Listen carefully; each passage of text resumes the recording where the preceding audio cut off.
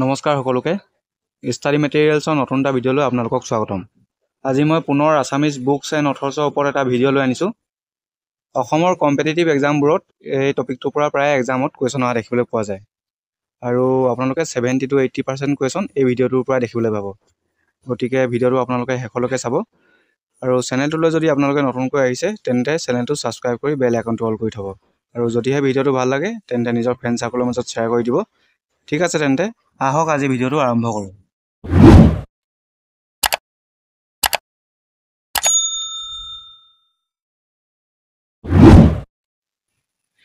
এই ভিডিঅ'টোত অসমৰ যিকেইখন গ্ৰন্থই সাহিত্য একাডেমী বঁটা লাভ কৰিবলৈ সক্ষম হৈছে আমি সেই গ্ৰন্থকেইখনৰ বিষয়ে ডিছকাছ কৰিম। আপোনালোকে বিশেষকৈ গ্ৰন্থকেইখনৰ নাম আৰু লেখককেইজনৰ নামটো মনত থ'ব। ঠিক আছে, তেন্তে এতিয়া চাওক। ইয়াৰ লগতে মই আৰু এটা পইণ্ট কৈ থৈ দিওঁ। সাহিত্য একাডেমী প্ৰতিষ্ঠা কৰা হৈছিল 1954-ত আৰু ইয়াৰ হেডকোৱাৰ্টাৰ আছে ৰবীন্দ্ৰ ভৱন, নিউ দিল্লীত। ইয়াৰ হেডকোৱাৰ্টাৰ আছে, আপোনালোকে মনত থ'ব। এতিয়া 1954-ত সাহিত্য একাডেমী প্ৰতিষ্ঠা হ'ল।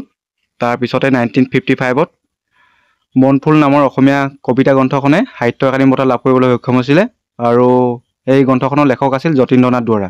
মষ্ট ইম্পৰ্টেণ্ট, এক্সামত প্ৰায় অহা দেখিবলৈ পোৱা যায়। চনটো মনত থ'ব, যিহেতু প্ৰথমখন গ্ৰন্থ আৰু এইখন এখন কবিতা পুথি আছিল, সেইটোৰ লগতে যথেষ্ট পৰিমাণে ইম্পৰ্টেণ্ট হয়। এক্সামত কেতিয়াবা কুৱেশ্যন সুধিব পাৰে, প্ৰথমখন কবিতা পুথি বা প্ৰথমখন উপন্যাস বুলি কেতিয়াবা তেনেকৈ মেনশ্যন কৰা থাকে এক্সামৰ কুৱেশ্যনত, সেইকাৰণে এইবিলাক আপোনালোকে চাই থ'ব। এতিয়া নেক্সট ইম্পৰ্টেণ্ট গ্ৰন্থখন হৈছে কংগ্ৰেছৰ কাচিয়লি ৰোডত আৰু এইখনৰ লেখক হৈছে বেণুধৰ শৰ্মা। এইখনো এখন ইম্পৰ্টেণ্ট গ্ৰন্থ হয়। তাৰ পিছৰখন আৰু ইম্পৰ্টেণ্ট, সেইখনৰ নাম হৈছে ইয়াৰু ইংগম আৰু এইখনৰ লেখক আছিল বীৰেন্দ্ৰ কুমাৰ ভট্টাচাৰ্য।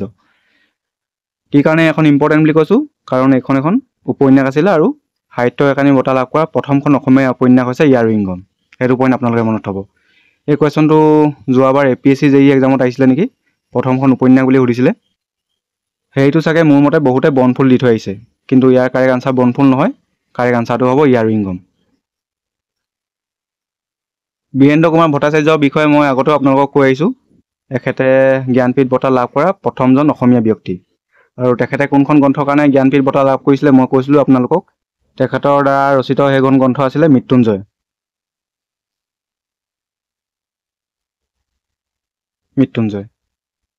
এই মৃত্যুঞ্জয় গ্ৰন্থখনৰ কাৰণে তেখেতে জ্ঞানপীঠ বঁটা লাভ কৰিবলৈ সক্ষম হৈছিলে। মৃত্যুঞ্জয়খনৰ কাৰণে তেখেতে জ্ঞানপীঠ বঁটা পাইছিলে আৰু ইয়াৰু ইংগমখনৰ কাৰণে তেখেতে সাহিত্য একাডেমী বঁটা পাইছিলে। এইকেইটা পইণ্ট আপোনালোকে মনত থ'ব।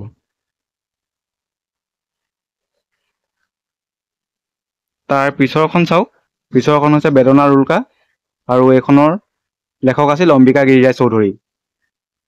এইখনো এখন কবিতা পুথি আছিলে আৰু অম্বিকা গিৰিৰাজ চৌধুৰীৰ এখন বিখ্যাত নাটক আছে।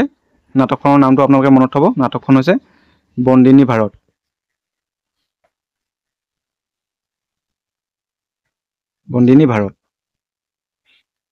ইয়াৰ লগতে আপোনালোকে অম্বিকা গিৰিৰাজ চৌধুৰীৰ নিক নেমটো মনত থ'ব।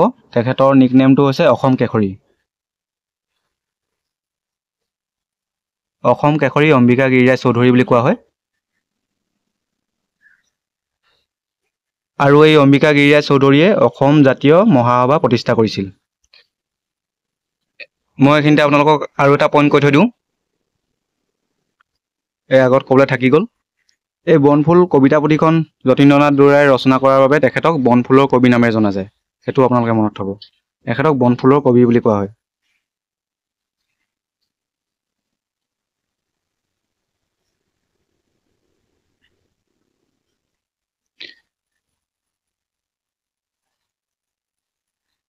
এতিয়া পিছৰখন ইম্পৰ্টেণ্ট গ্ৰন্থ চাওক। সেইখন হৈছে অঘৰী আত্মাৰ কাহিনী। এইখন ইম্পৰ্টেণ্ট হয়। এইখন এখন উপন্যাস আছিলে আৰু এই উপন্যাসখনৰ লেখক আছিল ছৈয়দ আব্দুল মালিক।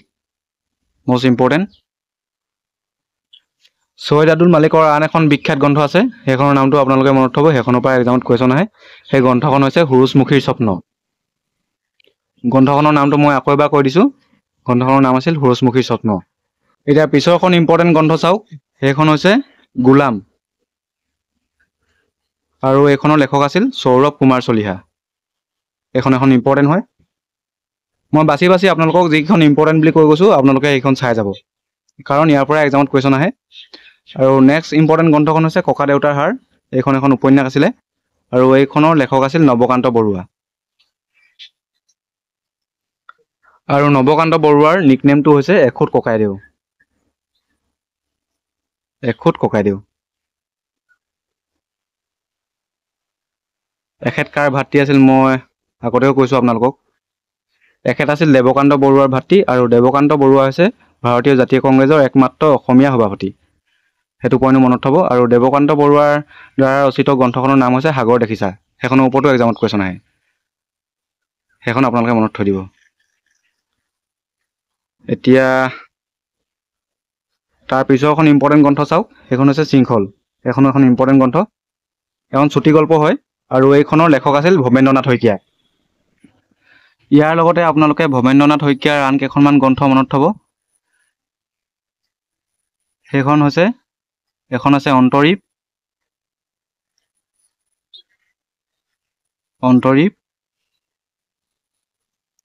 আৰু এখন আছে সেন্দুৰ।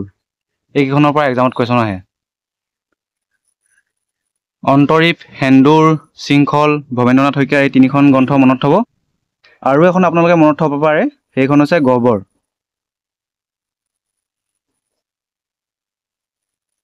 আৰু ভৱেন্দ্ৰনাথ শইকীয়াই কেইবাখনো চলচ্চিত্ৰ পৰিচালনা কৰিছিল। সেই চলচ্চিত্ৰ কেইখনৰ বিষয়ে এক্সামত সোধে কেতিয়াবা। সেইকেইখন আছিল অনিৰ্বাণ, অগ্নিস্মান, কোলাহল, সাৰথি। মই কৈ গৈছোঁ আপোনালোকে লিখি যাব সেইকেইখন লগে লগে। ইয়াৰ লগতে ভৱেন্দ্ৰনাথ শইকীয়া অসম উপত্যকা সাহিত্য বঁটা পোৱা প্ৰথমজন ব্যক্তি আছিলে। সেইটো পইণ্টো আপোনালোকে মনত থ'ব। ঠিক আছে। এতিয়া পিছৰখন ইম্পৰ্টেণ্ট গ্ৰন্থ হৈছে পিতা পুত্ৰ। এইখনৰ বিষয়ে সোধে। এখেত পিতা পুত্ৰ গ্ৰন্থখনৰ লেখক আছিল হোমেন বৰগোহাঁই। ইয়াৰ লগতে হোমেন বৰগোহাঁইৰ আন এখন মষ্ট ইম্পৰ্টেণ্ট গ্ৰন্থ আছে। গ্ৰন্থখনৰ নাম হৈছে হালধীয়া চৰাই বাওধান খায়। মই এইখন গ্ৰন্থৰ বিষয়ে আগতেও কৈছোঁ আপোনালোকক। যিমানবিলাক পইণ্ট কৈ গৈছোঁ মই এইবিলাক আপোনালোকক আগতে কৈ যোৱা।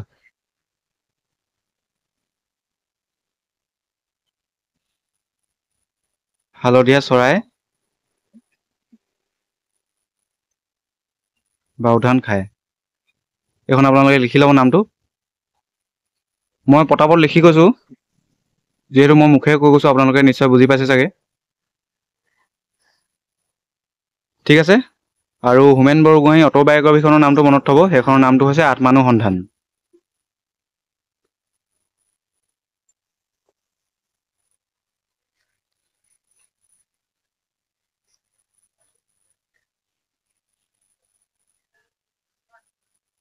আত্মানুসন্ধান।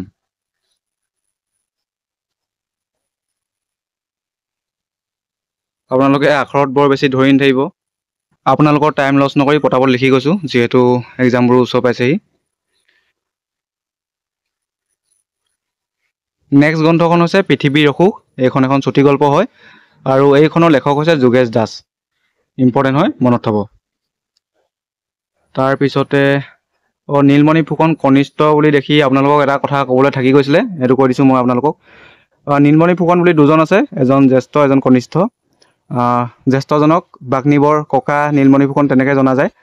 আৰু মই যোৱা এটা ভিডিঅ'ত আপোনালোকক এই বাগ্মীবৰ নীলমণি ফুকনে জ্ঞানপীঠ বঁটা লাভ কৰিবলৈ সক্ষম হৈছিলে বুলি কৈছিলোঁ, কিন্তু সেইটো আচলতে নীলমণি ফুকন কনিষ্ঠজনেহে সেই জ্ঞানপীঠ বঁটা লাভ কৰিছিলে। মোৰ এইটো অলপ মিছ আণ্ডাৰষ্টেণ্ডিং হৈছিলে, আপোনালোকে সেইটো কাৰেক্ট কৰি ল'ব। তাৰ পিছৰখন ইম্পৰ্টেণ্ট গ্ৰন্থ হৈছে মামৰে ধৰা তৰোৱাল আৰু দুখন উপন্যাস। আৰু এই গ্ৰন্থখনৰ লেখক হৈছে ইন্দিৰা গোস্বামী। এইখন এখন মষ্ট ইম্পৰ্টেণ্ট গ্ৰন্থ। আৰু ইন্দিৰা গোস্বামীৰ প্ৰকৃত নামটো আপোনালোকে মনত থ'ব। তেখেতৰ প্ৰকৃত নামটো হৈছে মামণি ৰয়ছম গোস্বামী। মামৰে ধৰা তৰোৱাল আৰু দুখন উপন্যাস গ্ৰন্থখনৰ বাহিৰে তেখেতৰ আন এখন ইম্পৰ্টেণ্ট গ্ৰন্থ আছে। সেই গ্ৰন্থখনৰ নাম হৈছে দঁতাল হাতীৰ উঁয়ে খোৱা হাওদা। মই এইটো লিখি নিদিওঁ, লিখিলে বহুত টাইম যাবগৈ। আপোনালোকক আকৌ এবাৰ কৈ দিছোঁ গ্ৰন্থখনৰ নাম দঁতাল হাতীৰ উঁয়ে খোৱা হাওদা। এইখিনিতে মোৰ আন এটা পইণ্ট মনত পৰিছে। সাহিত্য একাডেমী বঁটা লাভ কৰা প্ৰথমগৰাকী অসমীয়া লেখক হৈছে নলিনী বালাদেৱী। এইটো পইণ্ট ইয়াত ক'বলৈ থাকি গ'ল, আপোনালোকে এইটো লিখি ল'ব। এখেত হৈছে সাহিত্য একাডেমী বঁটা লাভ কৰা প্ৰথমগৰাকী ফিমেল ৰাইটাৰ। এতিয়া বাকীখিনি চাই লওক।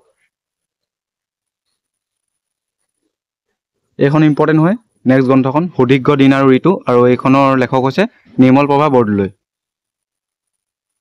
ইয়াৰ পিছতে এখন ইম্পৰ্টেণ্ট হয়, পাতাল ভৈৰৱী, আৰু এইখনৰ লেখক আছিল লক্ষ্মীনন্দন বৰা। লক্ষ্মীনন্দন বৰা হৈছে সৰস্বতী সন্মান লাভ কৰা একমাত্ৰ অসমীয়া। এখেতৰ আন এখন ইম্পৰ্টেণ্ট গ্ৰন্থ আছে, এইখনৰ নামটো মই কৈ দিছোঁ, আপোনালোকে মনত থ'ব। সেইখনৰ নামটো হৈছে গঙা চিলনী পাখি, আৰু ইয়াৰ পৰা এক্সামত কুৱেশ্যন আহে। লক্ষ্মীনন্দন বৰাই কোনখন গ্ৰন্থৰ কাৰণে সৰস্বতী সন্মান লাভ কৰিছিলে এইটো আপোনালোকে মনত থ'ব। সেই গ্ৰন্থখনৰ নাম আছিল কায়কল্প, মষ্ট ইম্পৰ্টেণ্ট গ্ৰন্থ। কায়কল্প।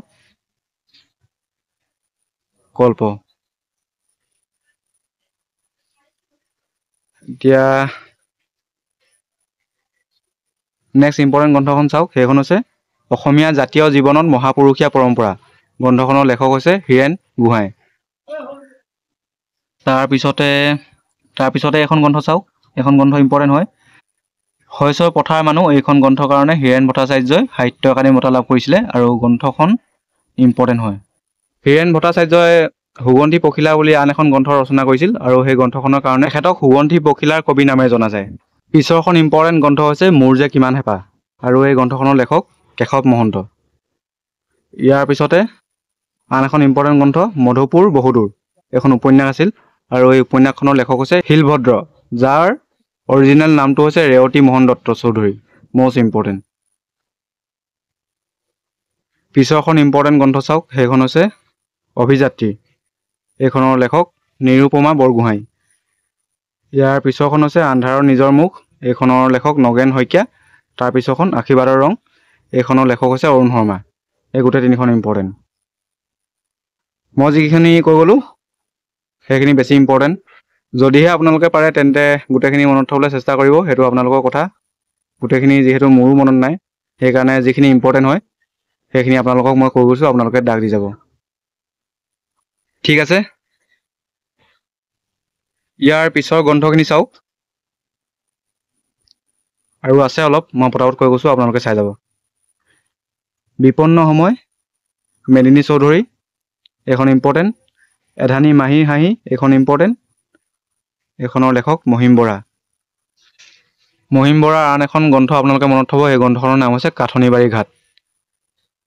তাৰপিছতে মৌন ওঠ মুখৰ হৃদয়, ইম্পৰ্টেণ্ট।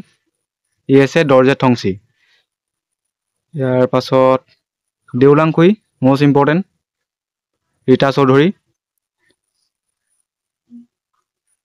তাৰপিছত পাতকাই ইপাৰে মোৰ দেশ, চন্দনা গোস্বামী। কাইলৈ দিনটো আমাৰ হ'ব, চনন্দ তাঁতী। বেংচতা, অপূৰ্ব কুমাৰ শইকীয়া, 2020ত সাহিত্য একাডেমী বঁটা লাভ কৰিছে। আৰু পিছৰখন ইম্পৰ্টেণ্ট গ্ৰন্থ হৈছে ইয়াত এখন অৰণ্য আছিল, যিখনৰ লেখক অনুৰাধাৰ শৰ্মা পূজাৰী। পিছতে ইম্পৰ্টেণ্ট গ্ৰন্থ ভুল সত্য, 2022ত এইখন গ্ৰন্থৰ কাৰণে মনোজ কুমাৰ গোস্বামীয়ে সাহিত্য একাডেমী বঁটা লাভ কৰিছিলে। আৰু কিবা থাকি গৈছে নেকি, মই চাই দিছোঁ ৰ'ব।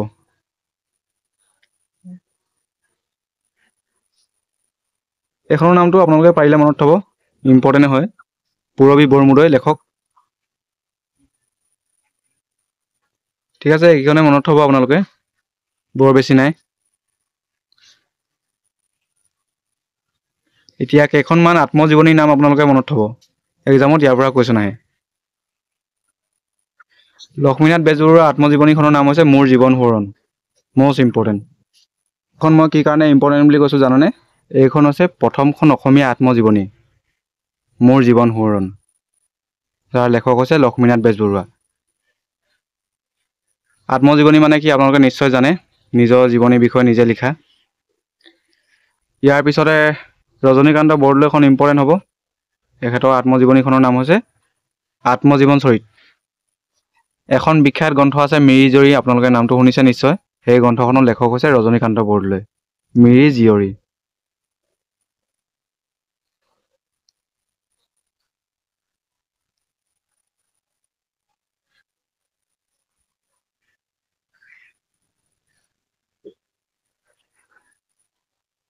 এতিয়া নেক্সটখন চাওক, সেইখন হৈছে পদ্মনাথ গোহাঁই বৰুৱাৰ মোৰ সোঁৱৰণি। এখন ইম্পৰ্টেণ্ট হয়। ইয়াৰ লগতে ইয়াৰ পিছত যিকেইখন অট'বায়'গ্ৰাফী আছে সেইকেইখন আৰু ইম্পৰ্টেণ্ট। এইকেইখন মষ্ট ইম্পৰ্টেণ্ট। মামণি ৰয়ছম গোস্বামীৰ আধা লিখা দস্তাবেজ আৰু ভৱেন্দ্ৰনাথ শইকীয়াৰ জীৱন বৃত্ত, এই দুখন অট'বায়'গ্ৰাফি আপোনালোকে যেনেকৈ হ'লেও মনত থ'ব। গোটেইকেইখনে মনত থ'ব, মই যিকেইখন ইম্পৰ্টেণ্ট বুলি কৈ গৈছোঁ। ইমানখিনি ভিডিঅ'টো মই আপোনালোকক বাছি বাছি দিছোঁ, গতিকে এইখন মনত ৰখাত আপোনালোকৰ প্ৰব্লেম হ'ব নালাগে। আকৌ এবাৰ গোটেইখিনি দেখাই দিছোঁ, চাই লওক।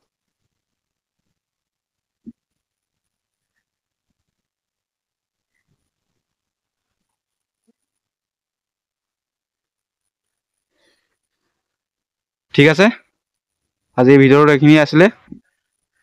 যদিহে ভিডিঅ'টো ভাল লাগিলে তেন্তে আপোনালোকে চেনেলটো ছাবস্ক্ৰাইব কৰি থ'ব আৰু ভিডিঅ'টোত এটা লাইক আৰু কমেণ্ট কৰি দিব। ঠিক আছে তেন্তে আপোনালোকক পুনৰ আন এটা ভিডিঅ' লগ পাম। আজিলৈ ইমানেই, ধন্যবাদ।